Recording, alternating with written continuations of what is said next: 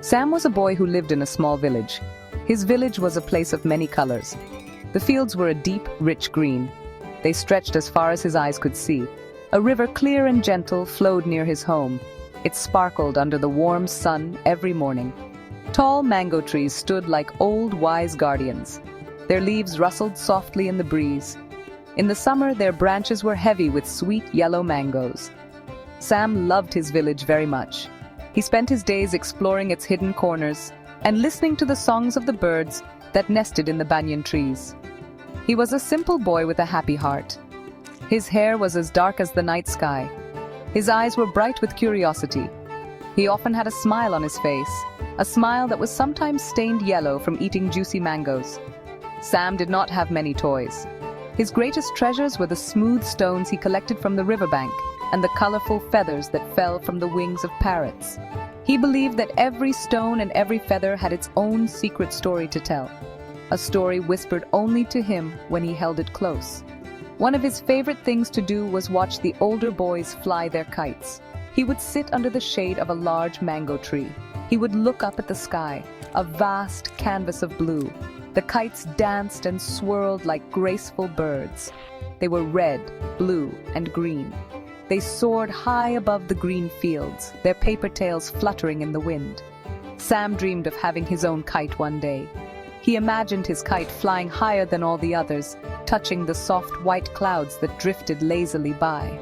This dream filled his thoughts during the day and his sleep at night. He pictured a kite of brilliant orange, the color of the marigold flowers that grew in his mother's small garden. It would be strong and swift.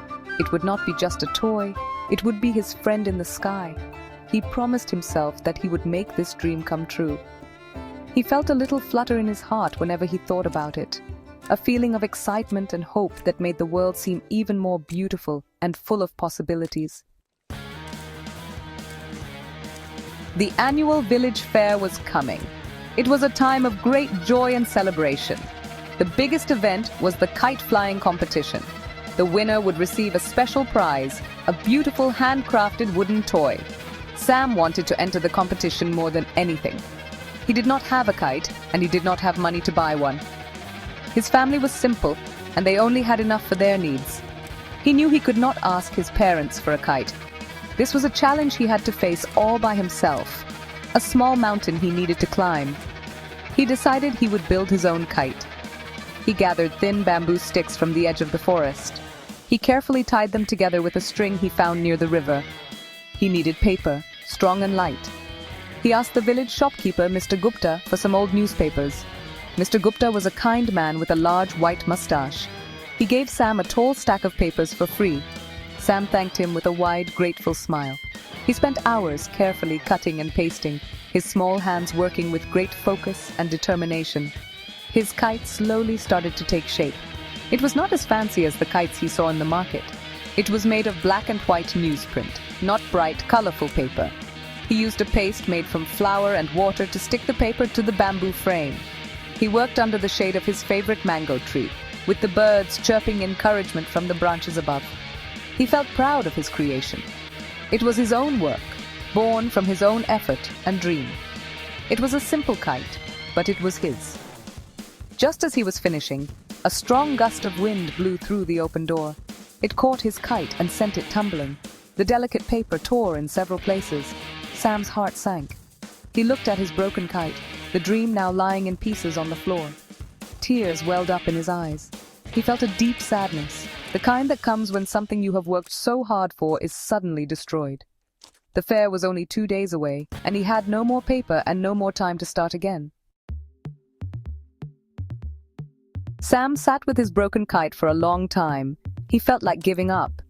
The wind that he usually loved now seemed like a cruel trickster. He thought about the competition and the beautiful kites that would be there. His own simple newspaper kite seemed foolish now, even more so now that it was torn. He picked up the pieces of his hard work, his fingers tracing the jagged edges of the rips. A feeling of disappointment washed over him, as gray and heavy as a monsoon cloud. He thought his dream of flying a kite was over before it had even begun. As he walked sadly towards the river to throw the pieces away, he saw something lying on the path. It was a purse. It was made of soft leather and looked heavy. He picked it up and opened it. Inside, there was a lot of money, more than he had ever seen in his life. His heart started to beat faster. With this money, he could buy the biggest, most colorful kite in the entire village. He could buy a strong string and still have money left over. His problem was solved in an instant. It felt like magic. He held the purse tightly in his hand. A part of him wanted to run straight to the market. He imagined himself holding a brand new kite, its colors shining in the sun. He could already feel the thrill of the competition. But then, another thought came to him. It was a quiet thought, like a gentle whisper from his heart. He remembered the stories his grandmother used to tell him, stories about honesty and doing the right thing, even when nobody was watching. The money was not his. Someone had lost it. That person must be very worried and sad. He thought about the person who had lost the purse. Maybe it was for buying medicine or food for their family. The happiness he would get from a new kite would be temporary, but the sadness of the person who lost the money would be real and deep. He looked at the purse again. He knew what he had to do. It was not the easiest choice, but it was the right one. He closed the purse and decided he would find its owner. The dream of the kite was still there, but being honest felt more important. Sam went to the village square. He asked everyone he met if they had lost a purse. He described it carefully. Finally, a worried-looking man came forward. It was Mr. Gupta, the kind shopkeeper who had given him the newspapers. He looked very relieved when Sam handed him the purse. He checked inside and saw that all the money was still there. He looked at Sam with great surprise and gratitude. He had been very worried, as the money was to buy new stock for his shop for the festival. Mr. Gupta was very impressed by Sam's honesty. He told Sam, "You are a very good boy. Honesty is a rare and precious thing." To reward him, Mr. Gupta took Sam into his shop. He pointed to a shelf filled with beautiful kites. "Choose anyone you like," he said with a warm smile. Sam's eyes widened in disbelief. He chose a beautiful kite, a brilliant orange one, just like the one he had dreamed of. It was even better than he had imagined. It was a gift he had earned not with money, but with his good character. On the day of the competition, Sam went to the fields with his new orange kite. He felt a deep sense of pride that was different from before. It was not just pride in a beautiful object, but pride in himself for making the right choice. He let his kite go and it caught the wind immediately.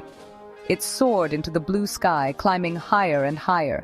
It danced among the other kites, a bright orange flame against the endless blue.